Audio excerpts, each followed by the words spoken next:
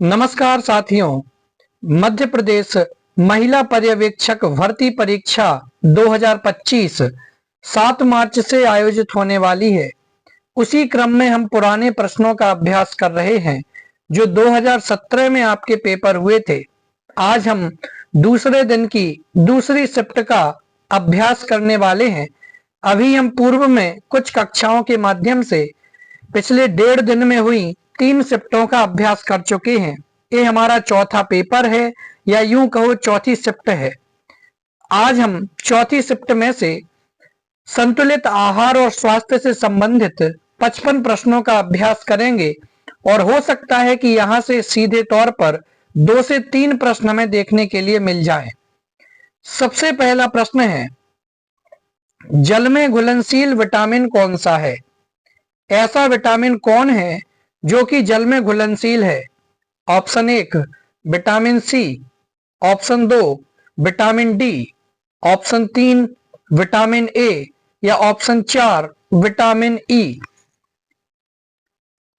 जल में घुलनशील विटामिन कौन सा है? तो ऑप्शन नंबर 1 आपका सही हो जाएगा कि विटामिन सी एक जल में घुलनशील विटामिन है। ये पिछली शिफ्ट में भी किसी बार पूछा गया है, इसलिए प्रश्न आने की संभावना बनती है।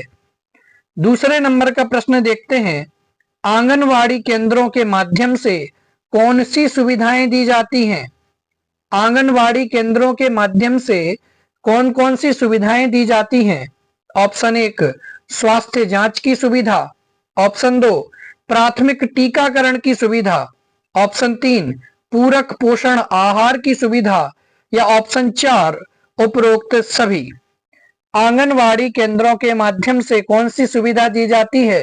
तो स्वास्थ्य जांच की सुविधा दी जाती है, बिल्कुल सही है। प्राथमिक टीकाकरण की सुविधा भी दी जाती है, पूरक पोषण आहार की भी सुविधा दी जाती है, इसलिए ऑप्शन नंबर 4 आपका सही हो जाएगा, उपरोक्त सभी। आगे बढ़ते हैं तीसरे नंबर के प्रश्न की तरफ। हेपेटाइटिस रोग मनुष्य के किस अंग को क्षतिग्रस्त करता है? बहुत अच्छा प्रश्न। हेपेटाइटिस रोग मनुष्य के किस अंग को क्षतिग्रस्त करता है? ऑप्शन 1 यकृत, ऑप्शन 2 फेफड़े, ऑप्शन 3 वृक्क या ऑप्शन 4 हृदय। हेपेटाइटिस रोग मनुष्य के किस अंग को क्षतिग्रस्त करता है? तो ऑप्शन नंबर आपका 1 सही हो जाएगा कि हेपेटाइटिस रोग मनुष्य का जो यकृत होता है, यकृत को प्रभावित करता है, उसे क्षतिग्रस्त करता है। चौथे प्रश्न की तरफ पढ़ते हैं, प्रोटीन खाली स्थान नहीं पाया जाता है। प्रोटीन किसमें नहीं पाया जाता है? ऑप्शन 1 रक्त में, ऑप्शन 2 लसिका में, ऑप्शन 3 कोशिका द्रव्य में या ऑप्शन 4 पित्त रस में। तो प्रोटीन किसमें नहीं पाया जाता है? तो ऑप्शन नंबर 4 आपका सही हो जाएगा कि पित्त रस में प्रोटीन नहीं पाया जाता है, जबकि रक्त में प्रोटीन की मात्रा होती है, लसिका में प्रोटीन की मात्रा होती है और कोशिका द्रव्य में भी प्रोटीन की मात्रा पाई जाती है। पांचवें नंबर का प्रश्न देखते हैं, गर्भावस्था के दौरान स्तनों में परिवर्तन के लिए कौन सा हार्मोन उत्तरदायी है? वह कौन सा हार्मोन है जो स्तन में परिवर्तन के लिए उत्तरदायी है गर्भावस्था के दौरान? Option number 1 gonadotrophin, option 2 progesterone, option 3 ovarian या ऑप्शन 4 इनमें से कोई नहीं। स्तनों में परिवर्तन के लिए उत्तरदायी हार्मोन है आपका प्रोजेस्टेरोन। ऑप्शन नंबर आपका 2 सही हो जाएगा। बहुत अच्छा प्रश्न। आगे बढ़ते हैं, छठवें नंबर का प्रश्न देखते हैं, निम्न में से कौन सी वैक्सीन गर्भवती महिला को दी जाती है? गर्भवती महिला को दी जाने वाली वैक्सीन कौन सी है? Option 1 OPV, option 2 DPT, option 3 tetanus या ऑप्शन 4 इनमें से कोई नहीं। तो गर्भवती महिला को जो वैक्सीन दी जाती है उसका नाम है टिटनेस। तो ऑप्शन नंबर 3 आपका सही हो जाएगा। आगे बढ़ते हैं सातवें नंबर के प्रश्न की तरफ। टोकोफेराल के नाम से जाना जाने वाला विटामिन है? बहुत ही अच्छा प्रश्न है। टोकोफेराल के नाम से जाने जाने वाला विटामिन है, कौन सा है? Option 1 vitamin E, option 2 vitamin D, option 3 vitamin C और ऑप्शन 4 विटामिन ए। तो टोकोफेराल के नाम से जाने जाने वाला विटामिन है आपका ऑप्शन 1 विटामिन ई। विटामिन ई को टोकोफेराल के नाम से जाना जाता है। 8वां प्रश्न देखते हैं। कैंसिल हुआ था कि परिवार कल्याण कार्यक्रम का मुख्य उद्देश्य क्या है? इस पर हम ज्यादा विचार नहीं करेंगे, आगे बढ़ते हैं। 9वें नंबर का प्रश्न है, या फिर इनको एक साथ लेकर के आऊंगा कैंसिल प्रश्नों को, क्योंकि पूर्व के भी 8 या 9 प्रश्न अपने पेंडिंग में हैं। आगे देखते हैं 9वें नंबर का प्रश्न। पूर्ण गर्भावस्था के दौरान महिला के वजन में कितनी वृद्धि होती है? पूर्ण गर्भावस्था के दौरान महिला के वजन में कितनी वृद्धि होती है? ऑप्शन 1 25 किलोग्राम की, ऑप्शन 2 20 किलोग्राम की, ऑप्शन 3 12 किलोग्राम की या ऑप्शन 4 18 किलोग्राम की। पूर्ण गर्भावस्था के दौरान महिला के वजन में वृद्धि कितनी होती है? बहुत अच्छा प्रश्न है। तो पूर्ण गर्भावस्था के दौरान महिला के वजन में 12 किलोग्राम की वृद्धि होती है। ऑप्शन नंबर आपका 3 सही हो जाएगा। कितनी वृद्धि होती है? 12 किलोग्राम की वृद्धि होती है। आगे बढ़ते हैं, 10 नंबर का प्रश्न देखते हैं। किशोरावस्था में बालिकाओं हेतु आयरन की आवश्यकता होती है? ये भी बहुत ही अच्छा प्रश्न है।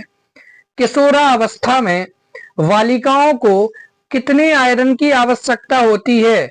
ऑप्शन 1 40 से 45 मिलीग्राम प्रतिदिन, ऑप्शन 2 28 से 30 मिलीग्राम प्रतिदिन, ऑप्शन 3 10 से 15 मिलीग्राम प्रतिदिन या ऑप्शन 4 50 से 55 मिलीग्राम प्रतिदिन। तो किशोरावस्था में बालिकाओं हेतु आयरन की आवश्यकता कितनी होती है, या बालिकाओं को किशोरावस्था में कितनी आयरन की प्रतिदिन आवश्यकता पड़ती है? तो ऑप्शन नंबर आपका 2 सही हो जाएगा। 28 से 30 मिलीग्राम आयरन की आवश्यकता पर डे होती है। आगे बढ़ते हैं, 11 नंबर का प्रश्न। मध्य प्रदेश में राष्ट्रीय दृष्टिहीन नियंत्रण कार्यक्रम किसके सहयोग से चलाया गया है? ये भी अच्छा प्रश्न है। मध्य प्रदेश में दृष्टिहीन नियंत्रण कार्यक्रम किसके सहयोग से चलाया गया है? ऑप्शन 1 विश्व बैंक के सहयोग से, ऑप्शन 2 विश्व स्वास्थ्य संगठन के सहयोग से, ऑप्शन 3 केंद्र के सहयोग से या ऑप्शन 4 इनमें से कोई नहीं। तो मध्य प्रदेश में राष्ट्रीय दृष्टिहीन नियंत्रण कार्यक्रम विश्व बैंक के सहयोग से चलाया गया है। तो ऑप्शन नंबर 1 आपका सही हो जाएगा। आगे बढ़ते हैं। सॉरी। भारत में कुपोषण का मुख्य कारण है। भारत में कुपोषण का मुख्य कारण क्या है? ऑप्शन 1 जनसंख्या वृद्धि, बिल्कुल सही। कुपोषण का प्रमुख कारण है जनसंख्या वृद्धि। अज्ञानता, अज्ञानता भी कुपोषण के मुख्य कारणों में से एक है। गरीबी, तो ये भी सही है। तो ऑप्शन नंबर 4 आपका सही हो जाएगा कि भारत में कुपोषण के मुख्य कारणों में शामिल हैं जनसंख्या वृद्धि, अज्ञानता और गरीबी। आगे बढ़ते हैं, 13 नंबर का प्रश्न देखते हैं। चेचक के टीके की खोज किसने की थी? अच्छा प्रश्न है। चेचक के टीके की खोज किसने की थी? ऑप्शन 1 रॉबर्ट कोच ने, ऑप्शन 2 फिनेल ने, ऑप्शन 3 मेकुल ने या ऑप्शन 4 एडवर्ड जेनर। तो चेचक के टीके की खोज किसने की थी? तो ऑप्शन नंबर 4 आपका सही हो जाएगा कि चेचक के टीके की खोज की थी एडवर्ड जेनर ने। आगे बढ़ते हैं, 14 नंबर का प्रश्न, और बहुत ही महत्वपूर्ण प्रश्न है इस बार के पेपर के दृष्टिकोण से। एड्स का पूरा नाम क्या है? एड्स का पूरा नाम क्या है? Option 1 acquired immuno deficiency syndrome, option 2 acquired immune disease symptom, option 3 auto immune deficiency syndrome, या option 4 anti immune deficiency syndrome. AIDS का पूरा नाम क्या है? बोलिए फटाफट। बहुत अच्छा प्रश्न है, फिर से कह रहा हूं, 3 स्टार रख रहा हूं। एड्स का पूरा नाम क्या है? तो ऑप्शन नंबर आपका 1 सही हो जाएगा, एक्वायर्ड इम्यूनो डेफिशिएंसी सिंड्रोम आपका सही हो जाएगा। आगे बढ़ते हैं 15 नंबर का प्रश्न। ठंडी जलवायु वाले प्रदेशों में रहने वाले लोगों में ऊर्जा की आवश्यकता खाली स्थान होती है। जो लोग ठंडी जलवायु वाले प्रदेशों में रह रहे हैं उनको ऊर्जा की आवश्यकता कितनी होती है? ऑप्शन 1 अधिक होती है, ऑप्शन 2 कम होती है, ऑप्शन 3 सामान्य होती है, या ऑप्शन 4 इनमें से कोई नहीं। तो ठंडी जलवायु में जो लोग रह रहे हैं उन्हें ऊर्जा की आवश्यकता अधिक होती है। कैसी होती है? अधिक होती है। तो ऑप्शन नंबर 1 आपका एकदम सही हो जाएगा। आगे बढ़ते हैं 16 नंबर का प्रश्न देखते हैं। आयोडीन की कमी से बालकों में होने वाले रोग हैं। आयोडीन की कमी से बालकों में कौन से रोग हो सकते हैं? ऑप्शन 1 स्कर्वी, ऑप्शन 2 अर्धठोस आहार, ऑप्शन 3 पेलाग्रा, या ऑप्शन 4 वेरी वेरी। आयोडीन की कमी से बालकों में कौन सा रोग हो सकता है? फटाफट से बोलिए। ऑप्शन नंबर 2 आपका सही हो जाएगा कि आयोडीन की कमी से बालकों में हो सकता है अर्धठोस आहार। ऑप्शन नंबर 2 आपका सही हो जाएगा।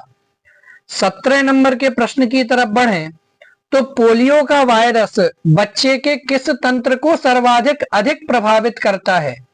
पोलियो का वायरस बच्चे के किस तंत्र को सर्वाधिक प्रभावित करता है? ऑप्शन 1 तंत्रिका तंत्र को, ऑप्शन 2 पाचन तंत्र को, ऑप्शन 3 श्वसन तंत्र को, या ऑप्शन 4 परिवहन तंत्र को। बोलिए फटाफट। पोलियो का वायरस बच्चे के किस तंत्र को सर्वाधिक प्रभावित करता है? तो ऑप्शन नंबर आपका 1 सही हो जाएगा कि पोलियो का वायरस तंत्रिका तंत्र को सर्वाधिक प्रभावित करता है। पोलियो का वायरस बच्चे के तंत्रिका तंत्र को प्रभावित करता है। बहुत ही इंपॉर्टेंट प्रश्न, एक बार फिर से इस तथ्य को रिपीट करता हूं, पोलियो का वायरस बच्चे के तंत्रिका तंत्र को सर्वाधिक प्रभावित करता है। आगे बढ़ते हैं 18 नंबर का प्रश्न। महिलाओं की आधारीय चयापचय की दर पुरुषों की तुलना में होती है। कैसी होती है? महिलाओं की आधारीय चयापचय की दर पुरुषों की तुलना में अधिक होती है, कम होती है, बराबर होती है, या ऑप्शन 4 इनमें से कोई नहीं। बोलिए। महिलाओं की आधारीय चयापचय की दर पुरुषों की तुलना में ज्यादा होती है, कम होती है, बराबर होती है, या फिर इनमें से कोई नहीं। तो ऑप्शन नंबर 2 आपका सही हो जाएगा कि महिलाओं की आधारीय चयापचय की दर पुरुषों की तुलना में कम होती है। प्रश्न नंबर 19 देखते हैं। गर्भावस्था की पुष्टि हेतु खाली स्थान की जांच की जाती है। गर्भावस्था की पुष्टि के लिए किसकी जांच की जाती है? ऑप्शन 1 मूत्र की जांच की जाती है, ऑप्शन 2 रक्त की जांच की जाती है, ऑप्शन 3 लार की जांच की जाती है, या ऑप्शन 4 इनमें से कोई नहीं। तो गर्भावस्था की पुष्टि हेतु किसकी जांच की जाती है? तो गर्भावस्था की पुष्टि के लिए मूत्र की जांच की जाती है। ऑप्शन नंबर 1 आपका सही हो जाएगा। बहुत ही सामान्य प्रश्न था। आगे बढ़ते हैं प्रश्न नंबर 20। पूर्ण गर्भावस्था की अवधि होती है। पूर्ण गर्भावस्था की अवधि कितनी होती है?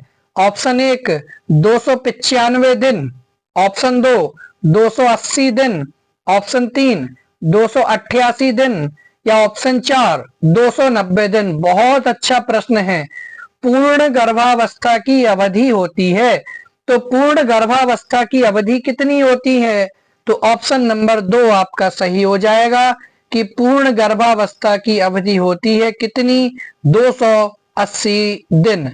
पूर्ण गर्भावस्था की अवधि कितनी होती है? तो पूर्ण गर्भावस्था की अवधि होती है 280 दिन की।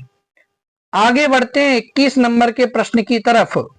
गर्भस्थ शिशु के पूर्ण विकास के लिए गर्भवती स्त्री का भोजन खाली स्थान होना चाहिए।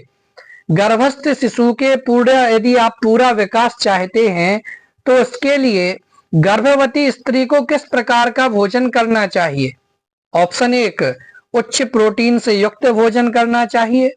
ऑप्शन 2 उच्च कैल्शियम से युक्त भोजन करना चाहिए। ऑप्शन 3 उपरोक्त दोनों, या फिर ऑप्शन 4 उपरोक्त में से कोई नहीं। तो गर्भस्थ शिशु का यदि गर्भवती स्त्री पूर्ण विकास चाहती है तो उसको किस प्रकार का भोजन करना चाहिए? तो उसको उच्च प्रोटीन युक्त भोजन करना चाहिए और उच्च कैल्शियम युक्त भोजन करना चाहिए।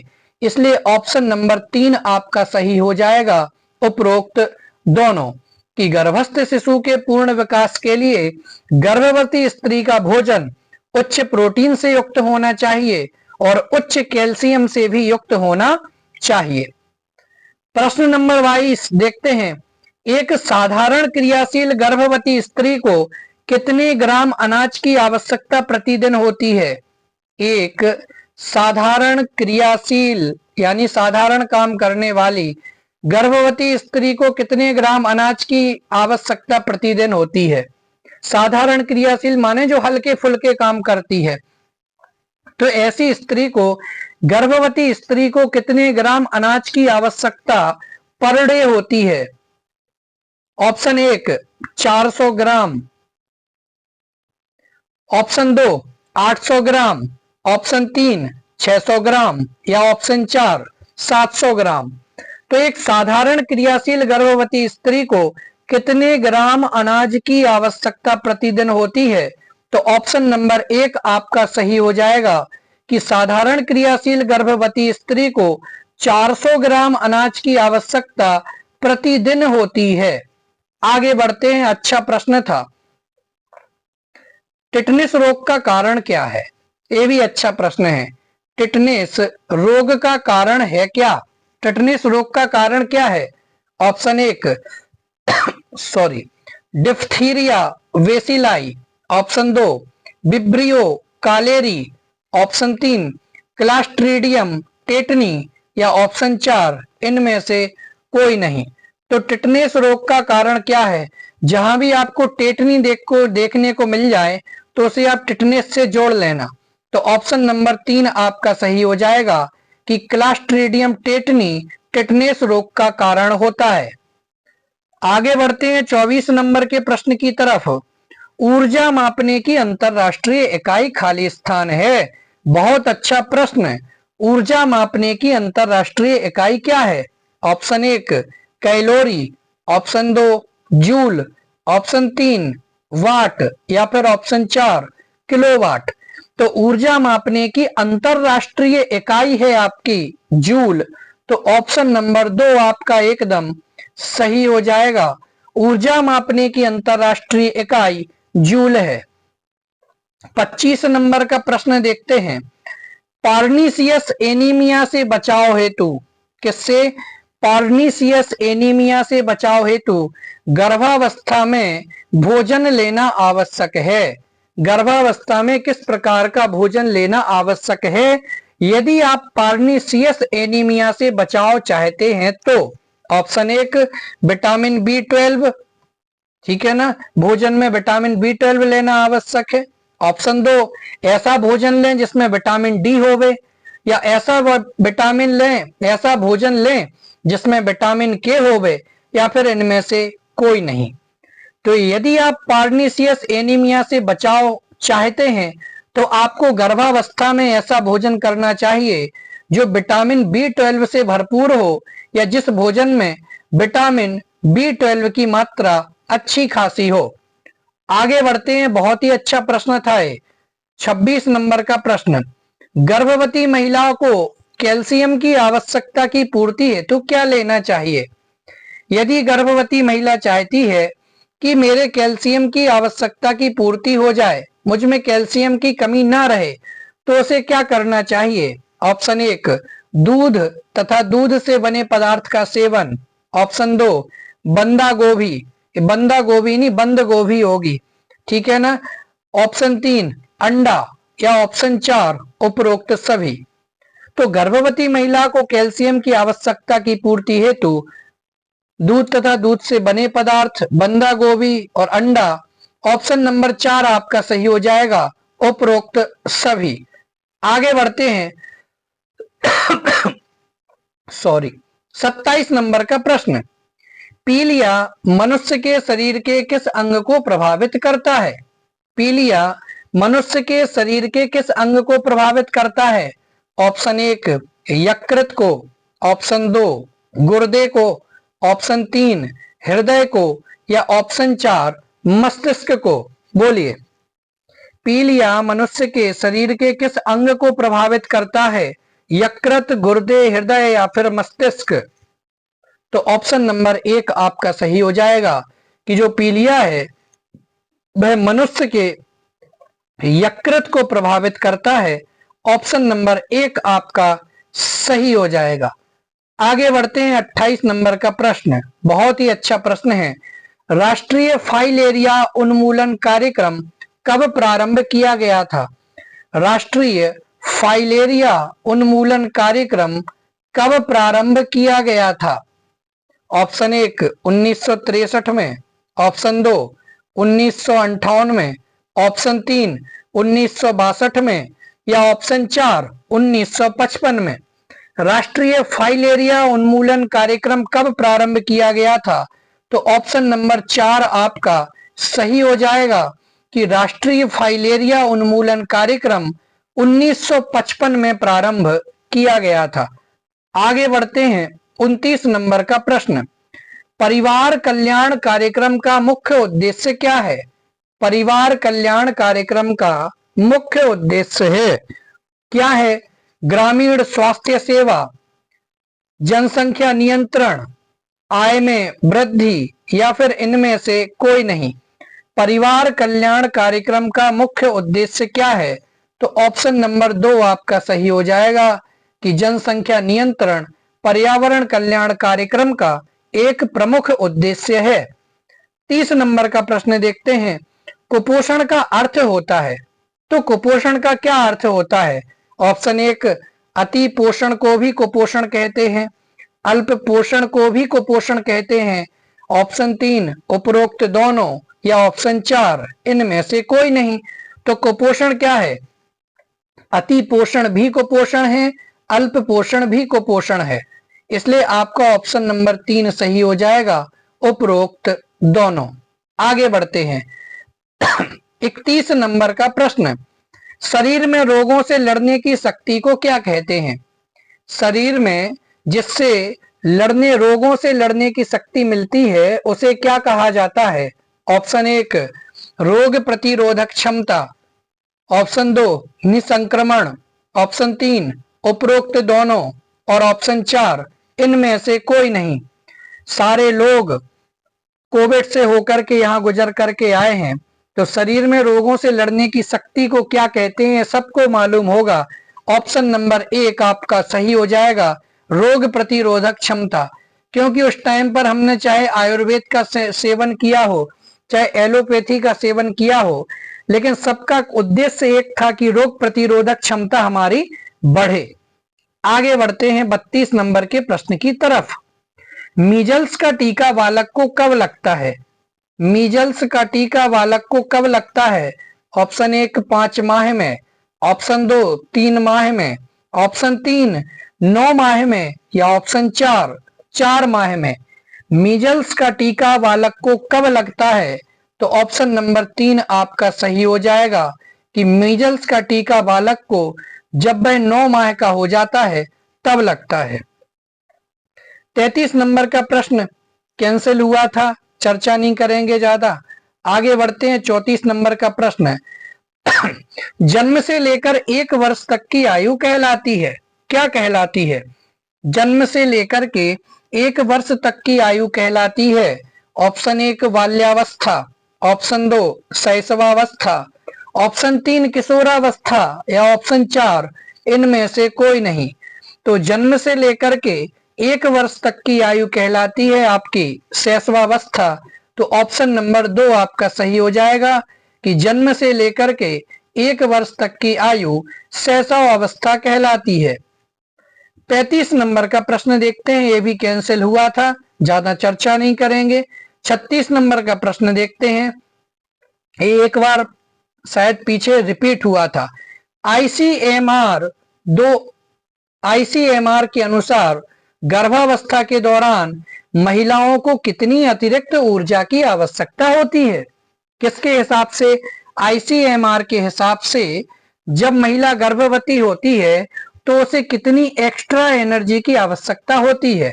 ऑप्शन 1 300 कैलोरी प्रतिदिन, ऑप्शन 2 800 कैलोरी प्रतिदिन, ऑप्शन 3 1000 कैलोरी प्रतिदिन, या ऑप्शन 4 600 कैलोरी प्रतिदिन। तो आईसीएमआर के अनुसार गर्भावस्था के दौरान महिलाओं को 300 कैलोरी प्रतिदिन एक्स्ट्रा एनर्जी की आवश्यकता होती है। ऑप्शन नंबर 1 आपका सही हो जाएगा। 37 नंबर का प्रश्न देखते हैं। माइक्रो न्यूट्रिएंट्स यानी कि सूक्ष्म पोषक तत्व हैं। माइक्रो न्यूट्रिएंट्स यानी कि सूक्ष्म पोषक तत्व हैं कौन? Option 1 potassium, option 2 phosphorus, option 3 calcium, या ऑप्शन 4 आयरन जिसे लोहा कहा जाता है। तो माइक्रो न्यूट्रिएंट्स यानी कि सूक्ष्म पोषक तत्व हैं आयरन। ऑप्शन नंबर 4 आपका सही हो जाएगा। आगे बढ़ते हैं। 38 नंबर का प्रश्न देखते हैं, किस बीमारी का टीका अभी तक नहीं बना है? ऐसी कौन सी बीमारी है जिसका टीका अभी तक नहीं बन पाया है? एड्स का, टिटनेस का, डिप्थीरिया का, या फिर काली खांसी का? तो टिटनेस का ये तो सभी ने लगवाया होगा, डिप्थीरिया का भी बन चुका है, काली खांसी का भी बन चुका है। तो किस बीमारी का टीका अब तक नहीं बना है? तो ऑप्शन नंबर 1 आपका सही हो जाएगा कि एड्स जो बीमारी है उसका टीका अभी तक नहीं बना है। आगे बढ़ते हैं। 39 नंबर का प्रश्न देखते हैं, ट्यूबरक्यूलिन किस रोग में प्रभावकारी है? कौन? ट्यूबरक्यूलिन किस रोग में प्रभावकारी है? ऑप्शन 1 कुष्ठ रोग में, ऑप्शन 2 डेंगू में, ऑप्शन 3 तपेदिक में, या ऑप्शन 4 पोलियो में। ट्यूबरक्यूलिन किस रोग में प्रभावकारी है? तो ऑप्शन नंबर 3 आपका सही हो जाएगा कि ट्यूबरक्यूलिन तपेदिक रोग में प्रभावकारी माना जाता है। 40 नंबर का प्रश्न देखते हैं, जन्म से 4 माह तक के बच्चे का क्या आहार होना चाहिए? इससे सरल प्रश्न क्या हो सकता है?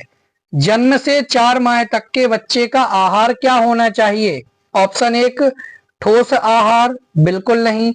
अर्ध ठोस आहार, बिल्कुल नहीं। पूरक आहार, बिल्कुल एक अभी योग्य नहीं हुआ है बच्चा। तो सबसे अच्छा ऑप्शन बचता है माँ का दूध। जन्म से लेकर के 4 माह तक के बच्चे का आहार क्या होना चाहिए? तो माँ का दूध होना चाहिए। ऑप्शन नंबर 4 आपका सही हो जाएगा। 41 नंबर का प्रश्न देखते हैं, टीबी की प्राथमिक रोकथाम की जा सकती है? किसके माध्यम से टीबी की प्राथमिक रोकथाम की जा सकती है? ऑप्शन 1 बीसीजी वैक्सीन के माध्यम से, ऑप्शन 2 एमडीटी के माध्यम से, ऑप्शन 3 डोट्स के माध्यम से, या फिर कोई विकल्प ही नहीं है उनमें से कोई नहीं। तो टीबी की प्राथमिक रोकथाम की जा सकती है बीसीजी की वैक्सीन को लगवा करके। किसके माध्यम से? बीसीजी वैक्सीन के माध्यम से टीबी की प्राथमिक रोकथाम की जा सकती है। 42 नंबर का प्रश्न देखते हैं, बालवाड़ी पोषण कार्यक्रम की शुरुआत समाज कल्याण विभाग द्वारा किस वर्ष की गई थी? बालवाड़ी पोषण कार्यक्रम की शुरुआत समाज कल्याण विभाग द्वारा किस वर्ष में की गई थी? वेरी वेरी इंपॉर्टेंट प्रश्न।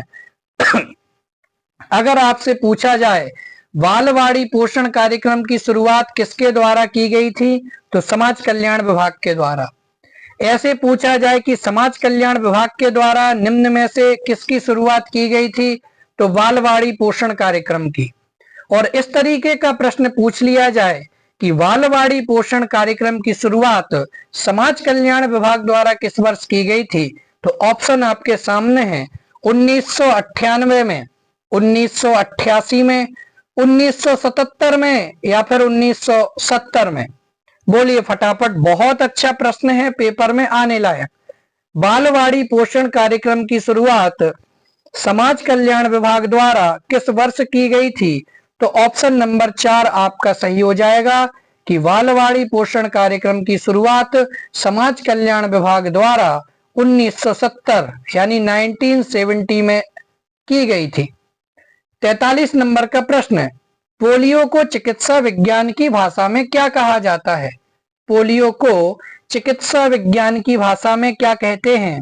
Option 1 polio myelitis, polio coverage, polio Schuler या पोलियो स्पूरम। तो पोलियो को चिकित्सा विज्ञान की भाषा में कहते हैं पोलियो माइलिटिस।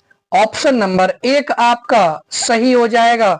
प्रश्न नंबर 44, टाइफाइड में शरीर का कौन सा अंग सर्वाधिक प्रभावित होता है? टाइफाइड में शरीर का कौन सा अंग सर्वाधिक प्रभावित होता है? ऑप्शन 1 फेफड़े, ऑप्शन 2 हृदय, ऑप्शन 3 यकृत या फिर ऑप्शन 4 आंतें।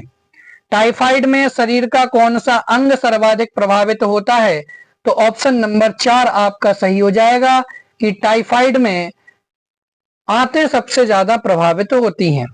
45 नंबर का प्रश्न, बीसीजी का टीका किस रोग से बचाव के लिए लगाया जाता है? अभी ऊपर पढ़ करके आए थे हम कि टीबी का प्राथमिक रोग उपचार या प्राथमिक रोकथाम कैसे की जा सकती है, तो बीसीजी का टीका लगा करके।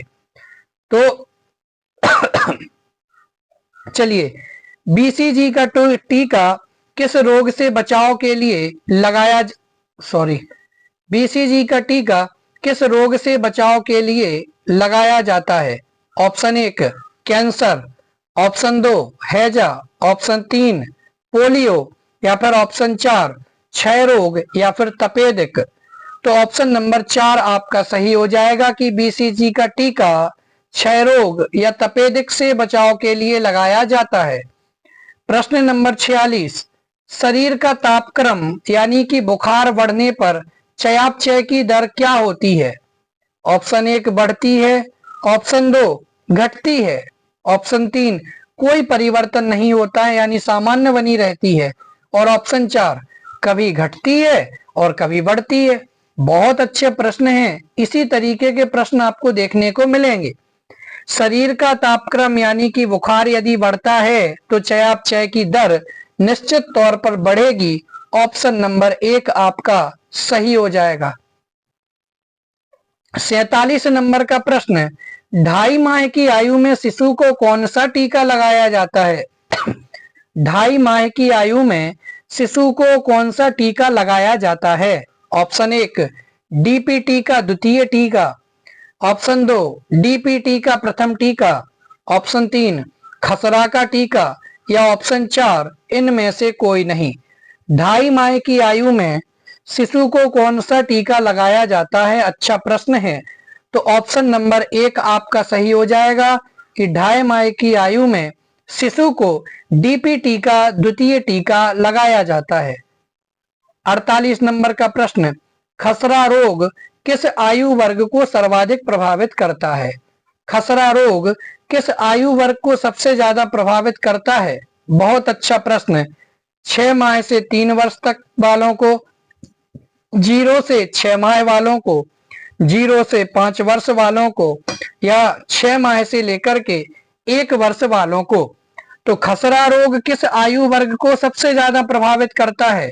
तो ऑप्शन नंबर 1 आपका सही हो जाएगा कि 6 महीने से लेकर के 3 साल तक के बच्चों को खसरा रोग सबसे ज्यादा प्रभावित करता है।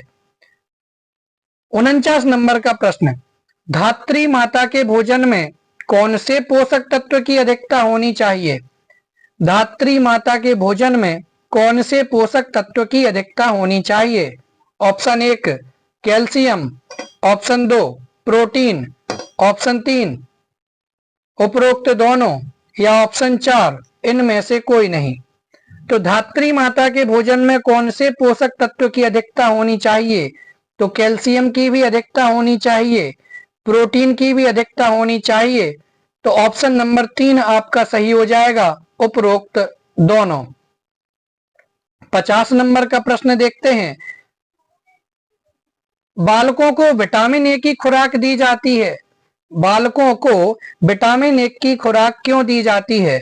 ऑप्शन 1 आंखों की सुरक्षा के लिए, ऑप्शन 2 वृद्धि विकास के लिए, ऑप्शन 3 हड्डियों की मजबूती के लिए, या ऑप्शन 4 इनमें से कोई नहीं। तो बालकों को विटामिन ए की खुराक दी जाती है, ऑप्शन नंबर 1 आपका सही हो जाएगा। आंखों की सुरक्षा के लिए बालकों को विटामिन ए की खुराक दी जाती है। बहुत ही अच्छा प्रश्न। 51 नंबर का प्रश्न, प्रोटीन की उत्पत्ति प्रोटियास शब्द से हुई है। प्रोटियास खाली स्थान भाषा का शब्द है। बहुत ही इंपॉर्टेंट प्रश्न, 3 स्टार रख रहा हूं, आने की संभावना। सबसे पहला तो प्रश्न बन सकता है कि प्रोटीन की उत्पत्ति किस शब्द से हुई है? तो उत्तर हो जाएगा प्रोटियास शब्द से हुई है। दूसरा प्रश्न बन सकता है कि प्रोटियास खाली स्थान भाषा का शब्द है, तो प्रोटियास किस भाषा का शब्द है? ऑप्शन 1 फ्रेंच भाषा, ऑप्शन 2 ग्रीक भाषा, अंग्रेजी भाषा या फिर जापानी भाषा। तो प्रोटियास आपका ग्रीक भाषा का शब्द है। ऑप्शन नंबर 2 आपका सही हो जाएगा कि प्रोटियास ग्रीक भाषा का शब्द है। और प्रोटीन की उत्पत्ति किस शब्द से हुई है? तो प्रोटीन की उत्पत्ति प्रोटियास शब्द के माध्यम से हुई है। प्रश्न नंबर 52, समेकित बाल विकास परियोजना ICDS के हितग्राही हैं। खाली स्थान यानी कि कौन समेकित बाल विकास परियोजना के हितग्राही हैं? ऑप्शन 1 गर्भवती माताएं, बिल्कुल हैं। धात्री माताएं, बिल्कुल शामिल हैं। स्कूल पूर्व छात्र, बिल्कुल हैं। इसलिए ऑप्शन नंबर 4 आपका सही हो जाएगा। उपरोक्त सभी की समेकित बाल विकास परियोजना के हितग्राही हैं गर्भवती माताएं, धात्री माताएं, स्कूल पूर्व छात्र। इसलिए ऑप्शन नंबर 4 आपका सही होगा, उपरोक्त सभी। 53 नंबर का प्रश्न, किसी व्यक्ति की यदि क्रियाशीलता बढ़ती है तो प्रोटीन की मात्रा कैसी होती है? ऑप्शन 1 बढ़ती है, घटती है, स्थिर रहती है, या फिर इनमें से कोई नहीं। तो जब किसी व्यक्ति की क्रियाशीलता बढ़ती है तो प्रोटीन की मात्रा स्थिर रहती है। ऑप्शन नंबर 3 आपका सही हो जाएगा। 54 नंबर का प्रश्न, पल्स पोलियो अभियान का प्रथम चरण कब प्रारंभ हुआ था? इस अभियान से सभी लोग परिचित होंगे। इंपोर्टेंट प्रश्न, पल्स पोलियो अभियान का प्रथम चरण कब प्रारंभ हुआ था? ऑप्शन 1 मई 1994 में, मई 1996 में, दिसंबर 1994 में, या फिर दिसंबर 1995 में। पल्स पोलियो अभियान का प्रथम चरण प्रारंभ हुआ था, ऑप्शन नंबर 4 दिसंबर 1995 में। और आखिरी प्रश्न 55 नंबर का, कि व्यवहारिक पोषाहार कार्यक्रम की शुरुआत सर्वप्रथम किस राज्य में हुई? व्यवहारिक पोषाहार कार्यक्रम की शुरुआत सबसे पहले किस राज्य में हुई? 3 स्टार रख रहा हूं, वेरी वेरी इंपॉर्टेंट प्रश्न। ऑप्शन 1 उड़ीसा में, ऑप्शन 2 उत्तर प्रदेश में, ऑप्शन 3 बिहार में, या ऑप्शन 4 मध्य प्रदेश में। तो व्यवहारिक पोषाहार कार्यक्रम की शुरुआत सबसे पहले किस राज्य में हुई थी? तो ऑप्शन नंबर 1 आपका सही हो जाएगा कि व्यवहारिक पोषाहार कार्यक्रम की शुरुआत सबसे पहले उड़ीसा राज्य में हुई थी। इस प्रकार से अभी आपके सामने संतुलित आहार एवं स्वास्थ्य से संबंधित 55 प्रश्नों को रखा। और आज की कक्षा में बहुत सारे इंपॉर्टेंट प्रश्न थे जिनके आने की संभावना प्रबल रूप से बनती है। इसलिए आप सभी इन प्रश्नों का अभ्यास करें। और आज शाम के एक महत्वपूर्ण क्लास आपके सामने लेकर के आने वाला हूं। छोटी क्लास है लेकिन आपके बहुत काम की है। आप हमारे साथ जुड़े रहिए। धन्यवाद। जय हिंद, वंदे मातरम।